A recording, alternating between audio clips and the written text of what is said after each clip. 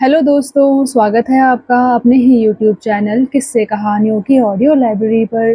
अभी हम सुन रहे हैं मुंशी प्रेमचंद्र द्वारा रचित उपन्यास प्रेम आश्रम का भाग 22। तो चलिए सुनते हैं आज का भाग। प्रेम शंकर की कृषिशाला अब नगर के रमणीय स्थानों की गणना में थी। यहाँ ऐसी सफाई और सजावट थी कि प्रायः रसिकगण सैर करने आया करते। यद्यपि प्रेम शंकर केवल उसके प्रबंध करता थे, पर वस्तुतः असामियों की भक्ति और पूर्ण विश्वास ने उन्हें उसका स्वामी बना दिया था। अब अपनी इच्छानुसार नई नई फसलें पैदा करते, नाना प्रकार की परीक्षाएं करते, पर कोई जरा भी न बोलता। और बोलता ही क्यों, जब उनकी कोई परीक्षा असफल न होती थी। जिन खेतों में मुश्किल से 5-7 मन उपज होती थी, वहां अब 15-20 मन का औसत पड़ता था। उस पर बाग की आमदनी अलग थी।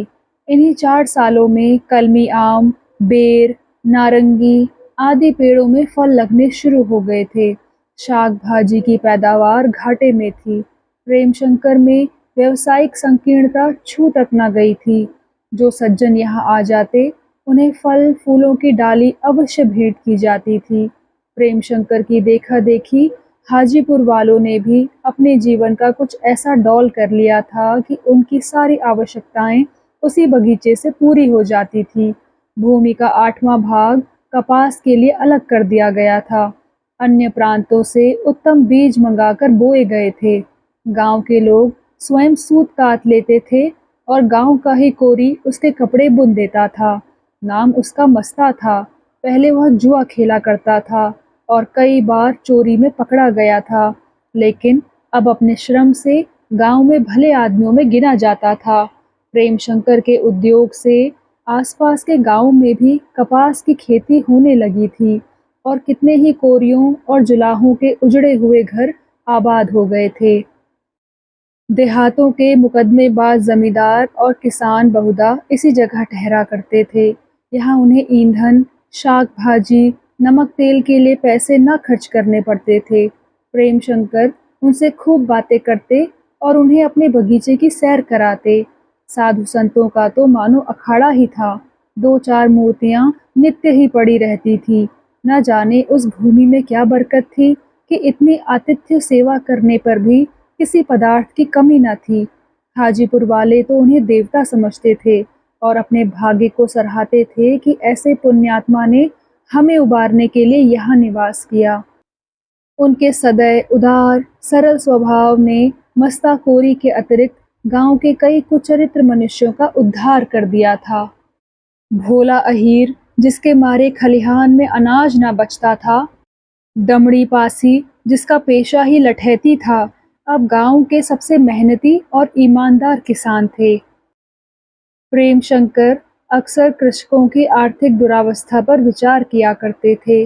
अन्य अर्थशास्त्रवेत्ताओं की भांति वह कृषकों पर फजूल खर्ची, आलस्य, अशिक्षा या कृषि विधान से अनभिज्ञता का दोष लगाकर इस प्रश्न को हल न करते थे। वह परोक्ष में कहा करते थे कि मैं कृषकों को शायद ही कोई ऐसी बात बता सकता हूँ जिसका उन्हें ज्ञान ना हो।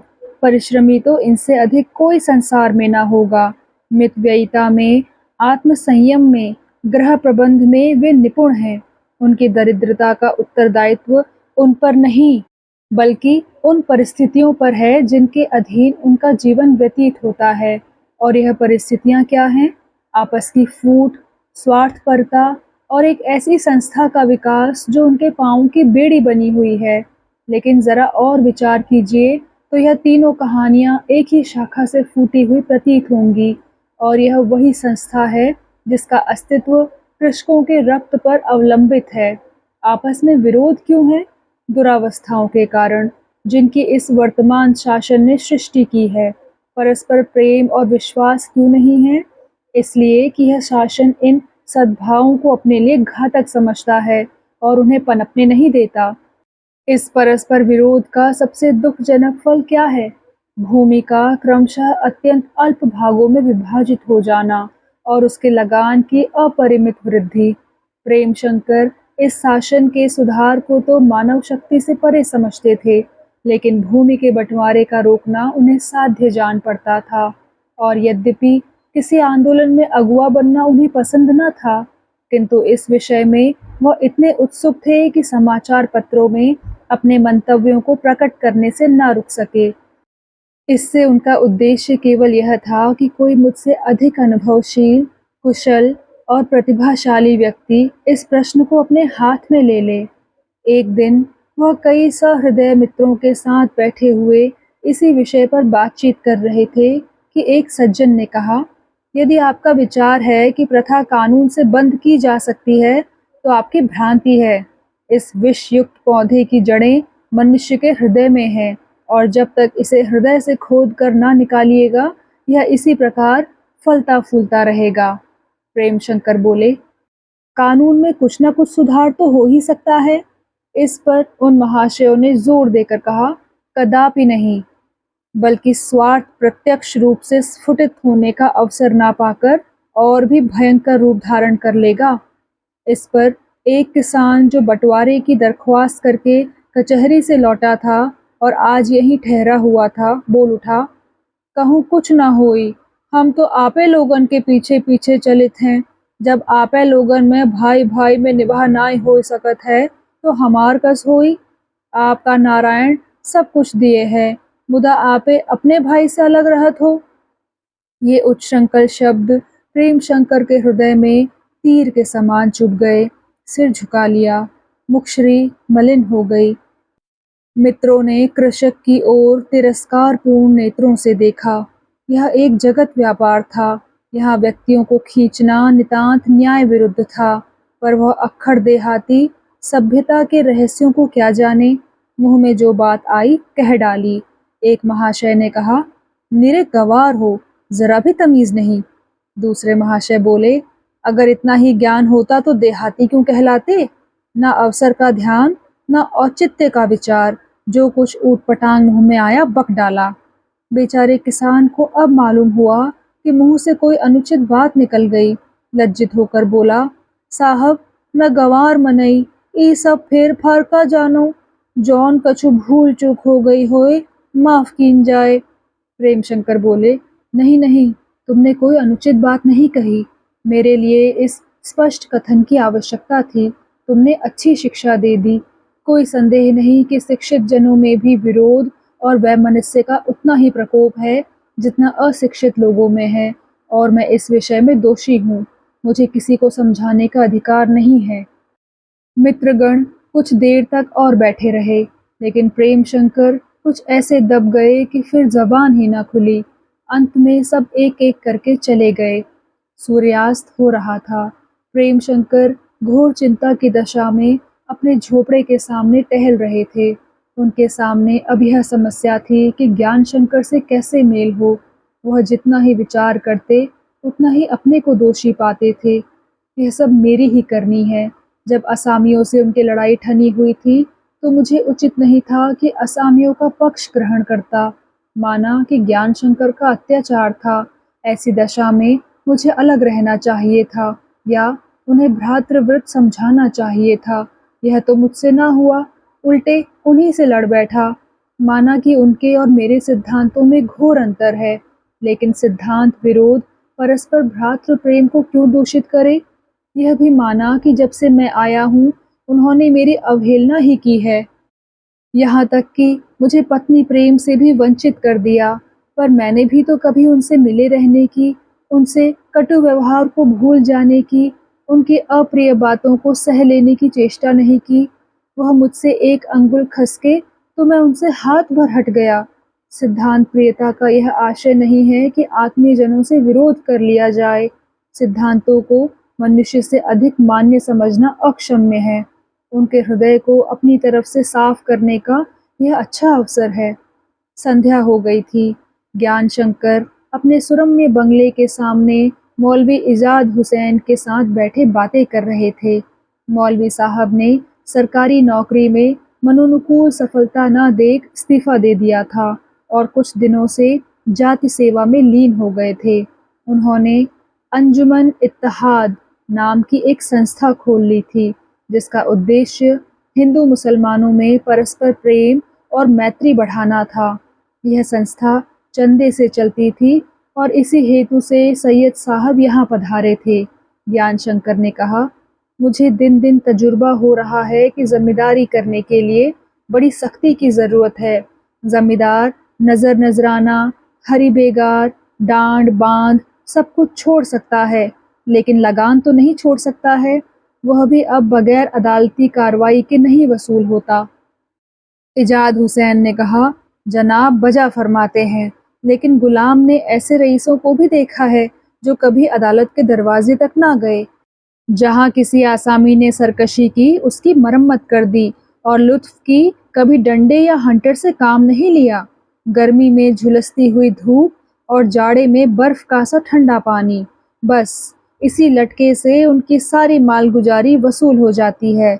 मई और जून की धूप जरा देर सिर पर लगी और आसामी ने कमर ढीली की। ज्ञान शंकर बोला, मालूम नहीं ऐसे आदमी कहाँ हैं। यहाँ तो ऐसे बदमाशों से पाला पड़ा है जो बात बात पर अदालत का रास्ता लेते हैं। मेरे ही मौजे को देखिए, कैसा तूफान उठ गया और महज चरावर को रोक देने के पीछे। इतने में डॉक्टर इरफान अली बार एटला की मोटर आ पहुंची। ज्ञान शंकर ने उनका स्वागत किया। डॉक्टर साहब बोले, अब की आपने बड़ा इंतजार कराया, मैं तो आपसे मिलने के लिए गोरखपुर आने वाला था। ज्ञान शंकर ने कहा, रियासत का काम इतना फैला हुआ है कि कितना ही समेटे नहीं सिमटता। डॉक्टर साहब बोले, आपको मालूम तो होगा यहाँ यूनिवर्सिटी में इकोनॉमिक्स की जगह खाली है। अब तो आप सिंडिकेट में भी आ गए हैं। ज्ञान शंकर ने कहा, जी हाँ, सिंडिकेट में तो लोगों ने ज़बरदस्ती धर घसीटा, लेकिन यहाँ रियासत के कामों से फुर्सत कहाँ कि इधर तवज्जो करूं। कुछ कागजात गए थे, लेकिन मुझे उनके देखने का मौका ही ना मिला। डॉक्टर साहब बोले, डॉक्टर दास के चले जाने से यह जगह खाली हो गई है और मैं इसका उम्मीदवार हूँ। ज्ञान शंकर ने आश्चर्य से कहा, आप? डॉक्टर साहब बोले, जी हाँ, अब मैंने यही फैसला किया है। मेरी तबीयत रोज़ बरोज़ वकालत से बेजार होती जाती है। ज्ञान शंकर बोले, आखिर क्यों? आपकी वकालत तो 3-4 हज़ार से कम की नहीं। हुक्काम की खुशामद तो नहीं खलती, या कौन से इसका ख्याल है? डॉक्टर साहब बोले, जी नहीं, सिर्फ इसलिए कि इस पेशे में इंसान की तबीयत बेजा ज़रपरस्ती की तरफ मायल हो जाती है। कोई वकील कितना ही हक़शिनास क्यों ना हो, उसे हमदर्दी और इंसानियत से वह खुशी नहीं होती जो एक शरीफ आदमी को होनी चाहिए। इसके खिलाफ आपस की लड़ाइयों और दगाबाजियों से एक ख़ास दिलचस्पी हो जाती है जो लतीफ़ जज्बात से खाली हैं। मैं महीनों से इसी कश्मकश में पड़ा हुआ हूँ और अब भी यह इरादा है कि जितनी जल्द मुमकिन हो इस पेशे को सलाम करूँ। यही बातें हो रही थी कि फैजू और करतार सिंह ने सामने आकर सलाम किया। ज्ञान शंकर ने पूछा, कहो खैरियत तो है? फैजू बोला, हुजूर खैरियत क्या कहें, रात को किसी ने खां साहब को मार डाला। इजाद हुसैन और इरफान अली चौंक पड़े, लेकिन ज्ञान शंकर लेश मात्र भी विचलित ना हुए, मानो उन्हें यह बात पहले ही मालूम थी। बोले, तुम लोग कहाँ थे? कहीं सैर सपाटे करने चल दिए थे या अफीम की पिनक में पड़े हुए थे? फैजू बोला, हुजूर थे तो चौपाल में ही, पर किसी को क्या खबर कि यह वारदात होगी। ज्ञान शंकर ने कहा, क्यों, खबर क्यों न थी? जो आदमी सांप को पैरों से कुचल रहा हो उसे यह मालूम होना चाहिए कि सांप के दांत जहरीले होते हैं। जमींदारी करना सांप को नचाना है। वह सपेरा अनाड़ी है जो सांप को काटने का मौका दे। खैर, कातिल का कुछ पता चला? फैजू बोला, जी हाँ, वही मनोहर अहीर है। उसने सवेरे ही थाने में जाकर इकबाल कर दिया। दोपहर को थानेदार साहब आ गए और तहकीकात कर रहे हैं। खां साहब का तार हुजूर को मिल गया था। जिस दिन खां साहब ने चरावर को रोकने का हुक्म दिया, उसी दिन गांव वालों में एका हो गया। खां साहब ने घबराकर हुजूर को तार दिया। मैं 3 बजे तार घर से लौटा तो गांव में मुकदमा लड़ने के लिए चंदे का गुट हो रहा था। रात को यह वारदात हो गई। अकस्मात प्रेम शंकर लाला प्रभा शंकर के साथ आ गए। ज्ञान शंकर को देखते ही प्रेम शंकर टूट कर उनसे गले मिले और पूछा, कब आए? सब कुशल है ना? ज्ञानशंकर ने रुखाई से उत्तर दिया। कुशल का हाल इन आदमियों से पूछिए जो अभी लखनपुर से आए हैं। गांव वालों ने गौस खां का काम तमाम कर दिया। प्रेमशंकर स्तंभित हो गए। मुंह से निकला, अरे ये कब? ज्ञानशंकर ने कहा, आज ही रात को। प्रेमशंकर ने पूछा, बात क्या है? ज्ञानशंकर बोला, गांव वालों की बदमाशी और सरकशी के सिवाय और क्या बात हो सकती है? मैंने चरावर को रोकने का हुक्म दिया था। वहां एक बाग लगाने का विचार था। बस इतना बहाना पाकर सब खून खच्चर पर उद्यत हो गए। प्रेमशंकर ने पूछा, कातिल का कुछ पता चला? ज्ञानशंकर बोला, अभी तो मनोहर ने थाने में जाकर इकबाल किया है। प्रेमशंकर ने कहा, मनोहर तो बड़ा सीधा और गंभीर पुरुष है। ज्ञानशंकर व्यंग से बोले, जी हाँ, देवता था। डॉक्टर साहब ने मार्मिक भाव से देखकर कहा, यह किसी एक आदमी का खेल हरगिज नहीं है। ज्ञानशंकर बोला, वही मेरा भी ख्याल है। मनोहर की इतनी मजाल नहीं है कि वह अकेला यह काम कर सके। निसंदेह सारा गांव मिला हुआ है। मनोहर को सबने तबेले का बंदर बना रखा है। देखिए थानेदार की तहकीकात का क्या नतीजा होता है। कुछ भी हो, अब मैं इस मौजे को वीरान करके ही छोड़ूंगा। क्यों फैजू, तुम्हारा क्या ख्याल है? मनोहर अकेले यह काम कर सकता है क्या? फैजू बोला, नहीं हुजूर, 60 बरस का बुढ़ा भला क्या खाकर हिम्मत करता? और कोई चाहे उसका मददगार ना हो, लेकिन उसका लड़का तो जरूर ही साथ रहा होगा। करतार बोला, वह बुढ़ा है तो क्या, बड़े जीवट का आदमी है। उसके सिवाय गांव में किसी का इतना कलेजा नहीं है। ज्ञानशंकर ने कहा, तुम गंवार आदमी हो, इन बातों को क्या समझो। तुम्हें भंग का गोला चाहिए बस। डॉक्टर साहब, मामले में मुद्दई तो सरकार होगी, लेकिन आप भी मेरी तरफ से पैरवी कीजिएगा। मैंने फैसला कर लिया है कि गांव के किसी बालिग आदमी को बेदाग ना छोड़ूंगा। प्रेमशंकर ने दबी जबान से कहा, अगर तुम्हें विश्वास हो कि यह एक आदमी का काम है तो सारे गांव को समेटना उचित नहीं। ऐसा ना हो कि गेहूं के साथ घुन भी पिस जाए। ज्ञानशंकर क्रुद्ध होकर बोले, बहुत अच्छा हो अगर आप इस विषय में अपने सत्य और न्याय के नियमों का स्वांग न रचें। यह इन्हीं की बरकत है कि आज इन दुष्टों को इतना साहस हुआ है। आप मुझे साफ साफ कहने पर मजबूर कर रहे हैं। ये सब आपके ही बल पर कूद रहे हैं।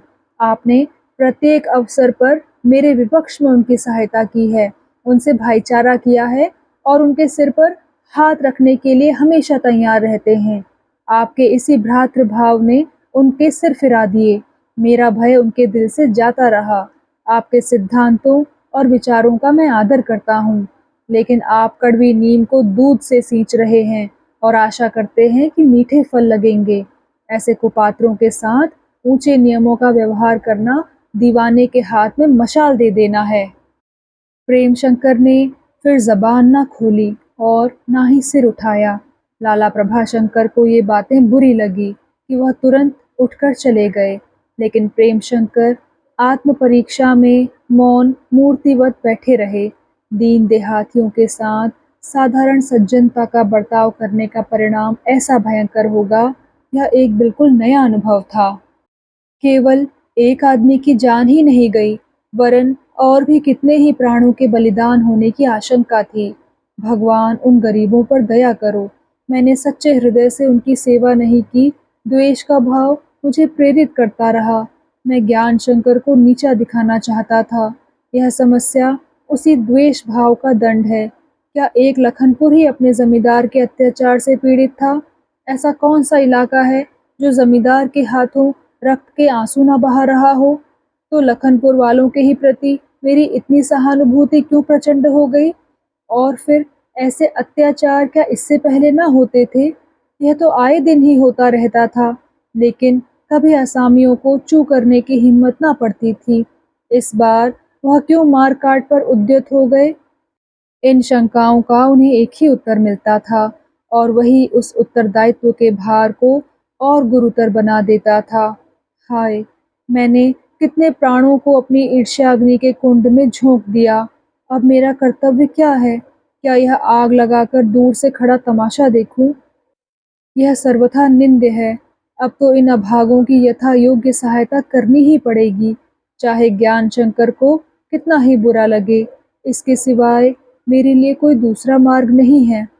प्रेम शंकर इन्हीं विचारों में डूबे हुए थे कि माया शंकर ने आकर कहा, चाचा जी, अम्मा कहती है अब तो बहुत देर हो गई, हाजीपुर में कैसे जाइएगा, यहीं भोजन कर लीजिए और आज यहीं रह जाइए। प्रेमशंकर शोकमय विचारों की तरंग में भूल गए कि अभी मुझे हाजीपुर लौटना है। माया को प्यार करके बोले, नहीं बेटा, मैं चला जाऊंगा, अभी ज्यादा रात नहीं गई है, यहाँ रह जाऊं तो वहाँ बड़ा हर्ज होगा। यह कहकर वह उठ खड़े हुए, ज्ञान शंकर की ओर करुण नेत्रों से देखा और बिना कुछ कहे ही चले गए। ज्ञान शंकर ने उनकी तरफ ताका भी नहीं। उनके जाने के बाद डॉक्टर महोदय बोले, मैं तो इनकी बड़ी तारीफ सुना करता था, पर पहली ही मुलाकात में तबीयत आसूदा हो गई, कुछ क्रुद्ध से मालूम होते हैं। ज्ञान शंकर ने कहा, बड़े भाई हैं, उनकी शान में क्या कहूँ, कुछ दिनों अमेरिका क्या रह आए हैं, गोया हक और इंसाफ का ठेका ले लिया है। हालांकि अभी तक अमेरिका में भी यह ख्यालात अमल के मैदान से कोसों दूर हैं। दुनिया में इन ख्यालों के चर्चे हमेशा रहे हैं और हमेशा रहेंगे। देखना सिर्फ यह है कि यह कहाँ तक अमल में लाए जा सकते हैं। मैं खुद इन उसूलों का कायल हूँ, पर मेरे ख्याल में अभी बहुत दिनों तक इस जमीन में यह बीज सरसब्ज नहीं हो सकता। इसके बाद कुछ देर तक इस दुर्घटना के संबंध में बातचीत होती रही। जब डॉक्टर साहब और इजाद हुसैन चले गए, तब ज्ञान शंकर घर में जाकर बोले, देखा भाई साहब ने लखनपुर में क्या गुल खिलाया। अभी खबर आई है कि गौस खां को लोगों ने मार डाला। दोनों स्त्रियां हक्की बक्की होकर एक दूसरे का मुंह ताकने लगी। ज्ञान शंकर ने फिर कहा, यह वर्षों से वहां जा जाकर असामियों से जाने क्या कहते थे, न जाने क्या सिखाते थे, जिसका यह नतीजा निकला है। मैंने जब इनके वहां आने जाने की खबर पाई तो उसी वक्त मेरे कान खड़े हुए और मैंने इनसे विनय की थी कि आप गंवारों को अधिक सिर न चढ़ाएं।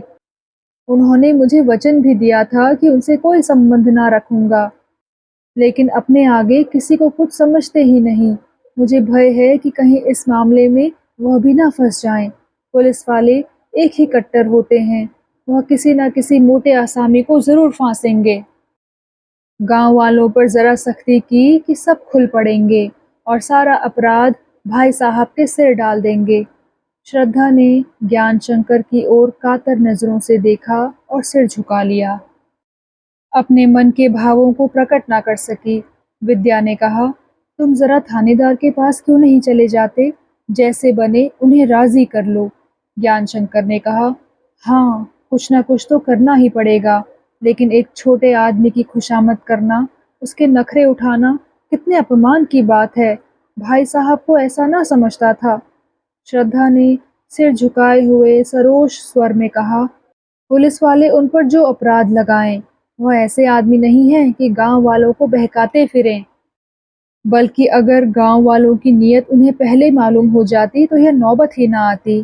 तुम्हें थानेदार की खुशामद करने की कोई ज़रूरत नहीं, वह अपनी रक्षा आप कर सकते हैं। विद्या, मैं तुम्हें बराबर समझाती आती थी कि देहातियों से रार ना बढ़ाओ। बिल्ली भी भागने की राह नहीं पाती तो शेर हो जाती है, लेकिन तुमने कभी कान ही ना दिए। ज्ञान शंकर बोला, कैसी बेसिर पैर की बातें करती हो। मैं इन टुकड़ गधे किसानों से दबता फिरूं? जमींदार ना हुआ कोई चरकटा हुआ, उनकी मजाल थी कि मेरे मुकाबले में खड़े होते। हाँ, जब अपने ही घर में आग लगाने वाले मौजूद हों तो जो कुछ ना हो जाए वह थोड़ा है। मैं एक नहीं 100 बार कहूँगा कि अगर भाई साहब ने इन्हें सिर ना चढ़ाया होता तो आज इनके हौसले इतने ना बढ़ते। विद्या दबी जबान से बोली, सारा शहर जिसकी पूजा करता है उसे तुम घर में आग लगाने वाला कहते हो। ज्ञान शंकर ने कहा, यही लोक सम्मान तो सारे उपद्रव का कारण है। श्रद्धा और ज्यादा ना सुन सकी, उठकर अपने कमरे में चली गई। तब ज्ञान शंकर ने कहा, मुझे तो इनके फंसने में जरा भी संदेह नहीं है। विद्या बोली, तुम अपनी ओर से उनके बचाने की कोई बात उठा न रखना, यह तुम्हारा धर्म है। आगे विधाता ने जो लिखा है वह तो होगा ही। ज्ञान शंकर बोला, भाभी की तबीयत का कुछ और ही रंग दिखाई देता है। विद्या बोली, तुम उनका स्वभाव जानते नहीं। वह चाहे दादाजी के साए से भागें, पर उनके नाम पर जान देती हैं, हृदय से उनकी पूजा करती हैं। ज्ञानशंकर बोला, इधर भी चलती हैं और उधर भी।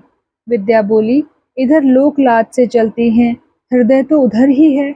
ज्ञानशंकर ने कहा, तो फिर मुझे कोई और ही उपाय सोचना पड़ेगा। विद्या बोली, ईश्वर के लिए ऐसी बातें ना किया करो। श्रद्धा की बातों से पहले तो ज्ञानशंकर को शंका हुई, लेकिन विचार करने पर यह शंका निवृत्त हो गई, क्योंकि इस मामले में प्रेमशंकर का अभ्युक्त हो जाना अवश्यंभावी था। ऐसी अवस्था में श्रद्धा के क्रोध से ज्ञानशंकर की कोई हानि न हो सकती थी।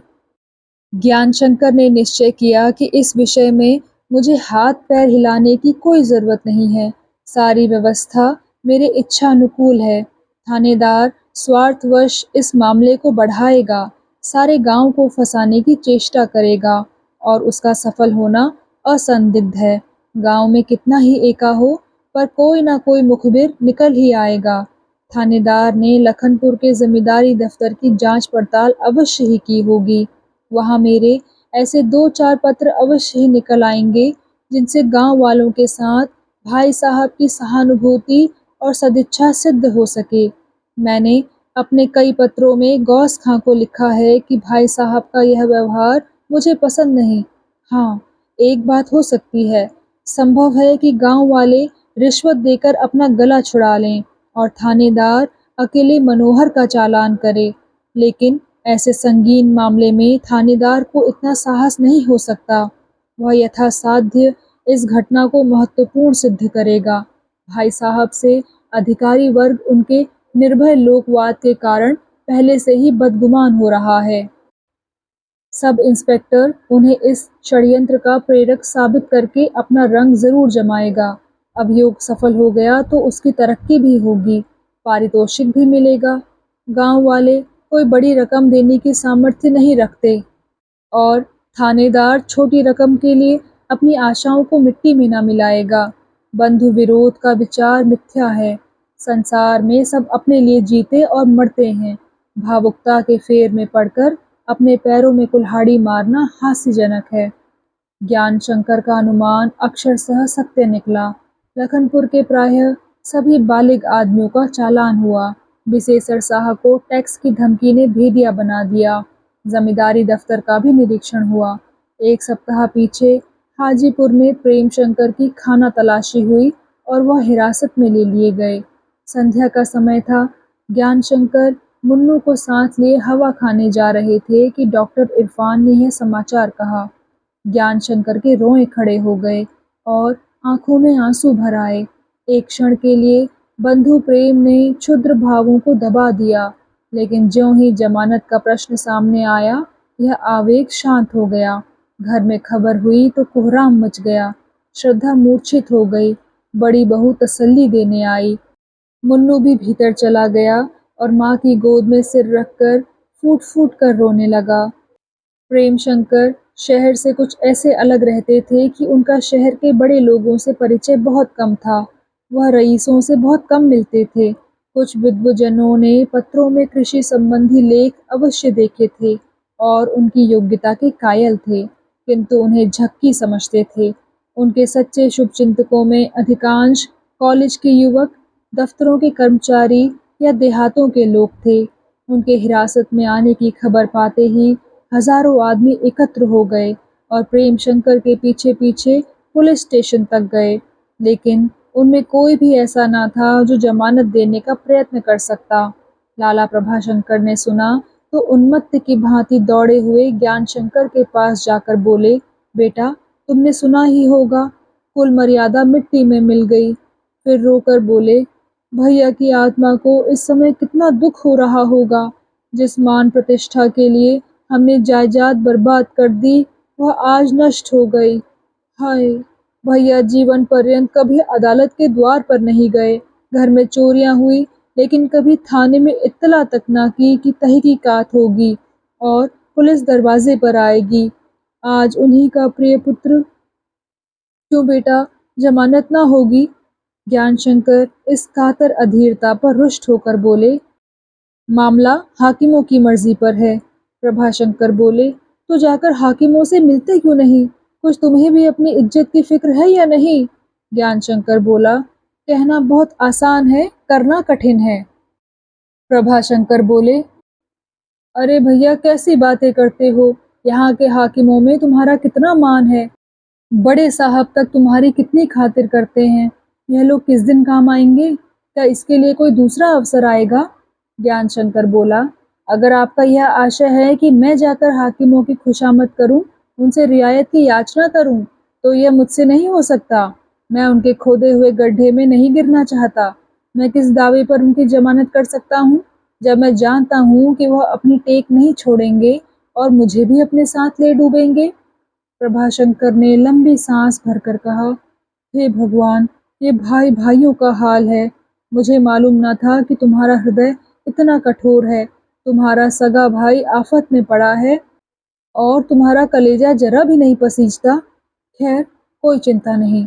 अगर मेरी सामर्थ्य से बाहर नहीं है तो मेरे भाई का पुत्र मेरे सामने यह अपमानित ना हो पाएगा। ज्ञानशंकर को अपने चाचा की दयाद्रता पर क्रोध आ रहा था। वह समझते थे कि केवल अवहेलना करने के लिए यह इतने प्रगल्भ हो रहे हैं। इनकी इच्छा है कि मुझे भी अधिकारियों की दृष्टि में गिरा दें। लेकिन प्रभाशंकर बनावटी भावों के मनुष्य न थे। वह कुल प्रतिष्ठा पर अपने प्राण तक समर्पण कर सकते थे। उनमें वह गौरव प्रेम था जो स्वयं उपवास करके आतिथ्य सत्कार को अपना सौभाग्य समझता था और जो अब, हाय शोक, इस देश में लुप्त हो गया है। धन उनके विचार में केवल मान मर्यादा की रक्षा के लिए था, भोग विलास और इंद्रिय सेवा के लिए नहीं। उन्होंने तुरंत जाकर कपड़े पहने, चोगा पहना, अमामा बांधा और एक पुराने रईस के भेष में मजिस्ट्रेट के पास जा पहुँचे। रात के 8 बज चुके थे। इसकी जरा भी परवाह न की। साहब के सामने उन्होंने जितनी दीनता प्रकट की, जितने विनीत शब्दों में अपनी संकट कथा सुनाई, जितनी नीच खुशामद की, जिस भक्ति से हाथ बांध कर खड़े हो गए, अमामा उतार कर साहब के पैरों पर रख दिया और रोने लगे। अपनी कुल मर्यादा की जो गाथा गाई और उसकी राजभक्ति के जो प्रमाण दिए, उसे एक नव शिक्षित युवक अत्यंत लज्जाजनक ही नहीं बल्कि हास्यास्पद समझता। लेकिन साहब पसीज गए। जमानत ले लेने का वादा किया, पर रात हो जाने के कारण उस वक्त कोई कार्यवाही ना हो सकी। प्रभाशंकर यहाँ से निराश लौटे। उनकी यह इच्छा कि प्रेमशंकर हिरासत में रात को न रहें पूरी ना हो सकी। रात भर चिंता में पड़े हुए करवटें बदलते रहे। भैया की आत्मा को कितना कष्ट हो रहा होगा। कई बार उन्हें ऐसा धोखा हुआ कि भैया द्वार पर खड़े रो रहे हैं। हाय, बेचारे प्रेमशंकर पर क्या बीत रही होगी। तंग, अंधेरी, दुर्गंध युक्त कोठरी में पड़ा होगा। आंखों में आंसू ना थमते होंगे। इस वक्त उनसे कुछ ना खाया गया होगा। वहाँ के सिपाही और चौकीदार उसे दिख कर रहे होंगे। मालूम नहीं पुलिस वाले उसके साथ कैसा बर्ताव कर रहे हैं। न जाने उससे क्या कहलाना चाहते हों। इस विभाग में जाकर आदमी पशु हो जाता है। मेरा दयाशंकर पहले कैसा सुशील लड़का था, जब से पुलिस में गया है मिजाज ही और हो गया। अपनी स्त्री तक की बात नहीं पूछता। अगर मुझ पर कोई मामला आ पड़े तो मुझसे भी बिना रिश्वत लिए ना रहे। प्रेमशंकर पुलिस वालों की बातों में ना आता होगा और वह सब के सब उसे और भी कष्ट दे रहे होंगे। भैया इस पर जान देते थे, कितना प्यार करते थे, और आज इसकी ये दशा। प्रातःकाल प्रभाशंकर फिर मजिस्ट्रेट के बंगले पर गए। मालूम हुआ कि साहब शिकार खेलने चले गए हैं। वहाँ से पुलिस के सुपरिटेंडेंट के पास गए। यह महाशय अभी निद्रा में मग्न थे। उनसे 10 बजे के पहले भेंट होने की संभावना न थी। बेचारे यहाँ से भी निराश हुए और तीसरे पहर तक बेदाना बेपानी, हैरान परेशान इधर उधर दौड़ते रहे। कभी इस दफ्तर में जाते, कभी उस दफ्तर। उन्हें आश्चर्य होता था कि दफ्तरों के छोटे कर्मचारी क्यों इतने बेमुरव्वत और निर्दयी होते हैं। सीधी बात करनी तो दूर रही, खरी खोटी सुनाने में भी संकोच नहीं करते। अंत में 4 बजे मजिस्ट्रेट ने जमानत मंजूर की, लेकिन 1000-2000 की नहीं, पूरे 10,000 की, वह भी नकद। प्रभाशंकर का दिल बैठ गया। एक बड़ी सांस लेकर वहां से उठे और धीरे धीरे घर चले, मानो शरीर निर्जीव हो गया है। घर आकर वह चारपाई पर गिर पड़े और सोचने लगे, 10,000 का प्रबंध कैसे करूं? इतने रुपए मुझे विश्वास पर कौन देगा? तो क्या जायदाद रेहन रख दूं? हाँ, इसके सिवाय और कोई उपाय नहीं है। मगर घरवाले किसी तरह राजी न होंगे। घर में लड़ाई ठन जाएगी। बहुत देर तक इसी हैस-बहस में पड़े रहे। भोजन का समय आ पहुंचा। बड़ी बहू बुलाने आई। प्रभाशंकर ने उनकी ओर विनीत भाव से देखकर कहा, मुझे बिल्कुल भूख नहीं है। बड़ी बहू बोली, कैसी भूख है जो लगती नहीं? कल रात नहीं खाया, दिन को नहीं खाया, क्या इस चिंता में प्राण दे दोगे? जिन्हें चिंता होनी चाहिए, जो उनका हिस्सा उड़ाते हैं, उनके माथे पर तो बल तक नहीं है, और तुम दाना पानी छोड़े बैठे हो। अपने साथ घर के प्राणियों को भी भूखा मार रहे हो। प्रभाशंकर ने सजल नेत्र होकर कहा, क्या करूं, मेरी तो भूख प्यास बंद हो गई है। कैसा सुशील, कितना कोमल प्रकृति, कितना शांत चित्त लड़का है। उसकी सूरत मेरी आंखों के सामने फिर रही है। भोजन कैसे करूं? विदेश में था तो भूल गए थे, उसे खो बैठे थे, पर खोए रत्न को पाने के बाद उसे चोरों के हाथ में देखकर सब्र नहीं होता। बड़ी बहू बोली, लड़का तो ऐसा है कि भगवान सबको दें। बिल्कुल वही लड़कपन का स्वभाव है, वही भोलापन, वही मीठी बातें, वही प्रेम। देखकर छाती फूल उठती है। घमंड तो छू तक नहीं गया, पर दाना पानी छोड़ने से तो काम न चलेगा। चलो कुछ थोड़ा सा खा लो। प्रभाशंकर बोले, 10,000 नकद जमानत मांगी गई है। बड़ी बहू बोली, ज्ञानू से कहते क्यों नहीं कि मीठा मीठा गप, कड़वा कड़वा थू। प्रेमों का आधा नफा क्या श्रद्धा के भोजन वस्त्रों में ही खर्च हो जाता है? प्रभाशंकर बोले, उससे क्या कहूँ, सुने भी। वह पश्चिमी सभ्यता का मारा हुआ है, जो लड़के को बालिग होते ही माता पिता से अलग कर देती है। उसने वह शिक्षा पाई है जिसका मूल तत्व स्वार्थ है। उसमें अब दया, विनय, सौजन्य कुछ भी नहीं रहा। वह अब केवल अपनी इच्छाओं का, इंद्रियों का दास है। बड़ी बहू ने पूछा, तो तुम इतने रुपयों का प्रबंध कैसे करोगे? प्रभाशंकर बोले, क्या कहूँ, किसी से ऋण लेना पड़ेगा। बड़ी बहू बोली, ऐसा जान पड़ता है कि थोड़ा सा हिस्सा जो बचा हुआ है, उसे भी अपने सामने ही ठिकाने लगा दोगे। यह तो कभी नहीं देखा कि जो रुपए एक बार लिए गए, वह फिर दिए गए हों। बस जमीन के ही माथे जाती है। प्रभाशंकर बोले, जमीन मेरी गुलाम है, मैं जमीन का गुलाम नहीं हूँ। बड़ी बहू ने कहा, मैं कर्ज ना लेने दूंगी, जाने कैसा पड़े कैसा ना पड़े, अंत में सब बोझ तो हमारे ही सिर पड़ेगा। लड़कों को कहीं बैठने का ठांव भी ना रहेगा। प्रभाशंकर ने पत्नी की ओर कठोर दृष्टि से देखकर कहा, मैं तुमसे सलाह नहीं लेता हूँ और ना तुमको इसका अधिकारी समझता हूँ। तुम उपकार को भूल जाओ, मैं नहीं भूल सकता। मेरा खून सफ़ेद नहीं है। लड़कों की तकदीर में आराम लिखा होगा, आराम करेंगे। तकलीफ लिखी होगी, तकलीफ भोगेंगे। मैं उनकी तकदीर नहीं हूँ। आज दयाशंकर पर कोई बात आ पड़े तो गहने बेच डालने में भी किसी को इनकार ना होगा।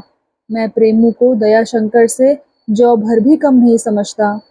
बड़ी बहू ने फिर भोजन करने के लिए अनुरोध किया और प्रभाशंकर फिर नहीं नहीं करने लगे।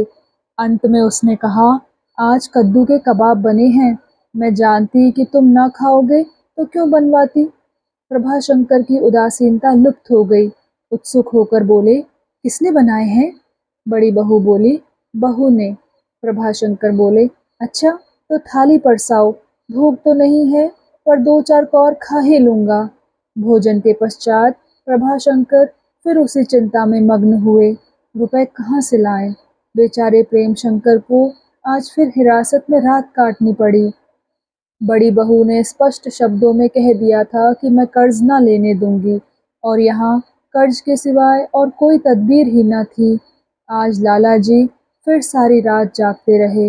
उन्होंने निश्चय कर लिया कि घर वाले चाहे जितना विरोध करें, पर मैं अपना कर्तव्य अवश्य पूरा करूँगा। भोर होते ही वह सेठ दीनानाथ के पास जा पहुँचे और अपनी विपत्ति कथा कह सुनाई। सेठ जी से उनका पुराना व्यवहार था। उन्हीं की बदौलत सेठ जी जमींदार हो गए थे। मामला करने पर राजी हो गए।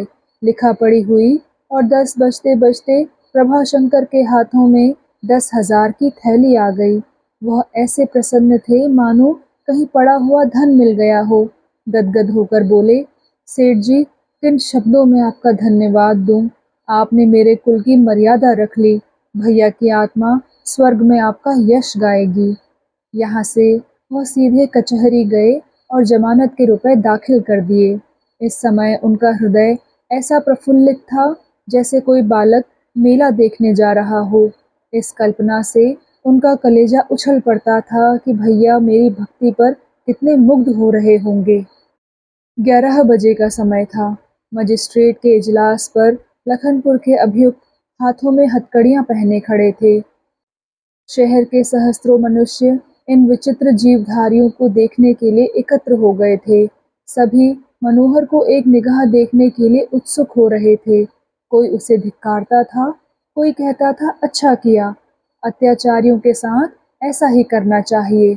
सामने एक वृक्ष के नीचे बिलासी मन मारे बैठी हुई थी। बलराज के चेहरे पर निर्भयता झलक रही थी। डपट सिंह और डुखरन भगत चिंतित दिख पड़ते थे। कादिर खां धैर्य की मूर्ति बने हुए थे, लेकिन मनोहर लज्जा और पश्चाताप से उद्विग्न हो रहा था। वह अपने साथियों से आंख न मिला सकता था। मेरी ही बदौलत गांव पर यह आफत आई है, यह ख्याल उसके चित्त से एक क्षण के लिए भी न उतरता था। अभियुक्तों से जरा हटकर विशेषण साह खड़े थे, ग्लानि की सजीव मूर्ति बने। पुलिस के कर्मचारी उन्हें इस प्रकार घेरे थे जैसे किसी मदारी को बालक वृंद घेरे रहते हैं। सबसे पीछे प्रेम शंकर थे, गंभीर और अदम्य। मजिस्ट्रेट ने सूचना दी, प्रेम शंकर जमानत पर रिहा किए गए। प्रेम शंकर ने सामने आकर कहा, मैं इस दया दृष्टि के लिए आपका अनुग्रहित हूँ, लेकिन जब मेरे ये निरपराध भाई बेड़ियां पहने खड़े हैं तो मैं उनका साथ छोड़ना उचित नहीं समझता। अदालत में हजारों ही आदमी खड़े थे। सब लोग प्रेम शंकर को विस्मित होकर देखने लगे। प्रभाशंकर करुणा से गदगद होकर बोले, बेटा, मुझ पर दया करो। कुछ मेरी दौड़ धूप, कुछ अपनी कुल मर्यादा और कुछ अपने संबंधियों के शोक विलाप का ध्यान करो। तुम्हारे इस निश्चय से मेरा हृदय फटा जाता है। प्रेम शंकर ने आंखों में आंसू भरे हुए कहा, चाचा जी, मैं आपके पितृवत प्रेम और सदिच्छा का हृदय से अनुग्रहित हूँ। मुझे आज ज्ञात हुआ कि मानव हृदय कितना पवित्र, कितना उदार, कितना वात्सल्यमय हो सकता है। पर मेरा साथ छूटने से इन बेचारों की हिम्मत टूट जाएगी, ये सब हताश हो जाएंगे। इसलिए मेरा इनके साथ रहना परमावश्यक है। मुझे यहाँ कोई कष्ट नहीं है। मैं परमात्मा को धन्यवाद देता हूँ कि उसने मुझे इन दीनों को तस्कीन और तसल्ली देने का अवसर प्रदान किया। मेरी आपसे एक और विनती है, मेरे लिए वकील की ज़रूरत नहीं है। मैं अपनी निर्दोषता स्वयं सिद्ध कर सकता हूँ। हाँ, यदि हो सके तो आप इन बेज़बानों के लिए कोई वकील ठीक कर लीजिएगा, नहीं तो संभव है कि इनके ऊपर अन्याय हो जाए। लाला प्रभाशंकर हतोत्साह होकर इजलास के कमरे से बाहर निकल आए। तो दोस्तों, कैसा लगा आपको आज का भाग? कृपया कमेंट सेक्शन में आकर ज़रूर बताइएगा। और अगर आपने अभी तक इस चैनल को सब्सक्राइब नहीं किया है तो कृपया सब्सक्राइब भी ज़रूर कर लीजिएगा। मैं मिलती हूँ आपसे इसी कहानी के अगले भाग के साथ। तब तक के लिए धन्यवाद।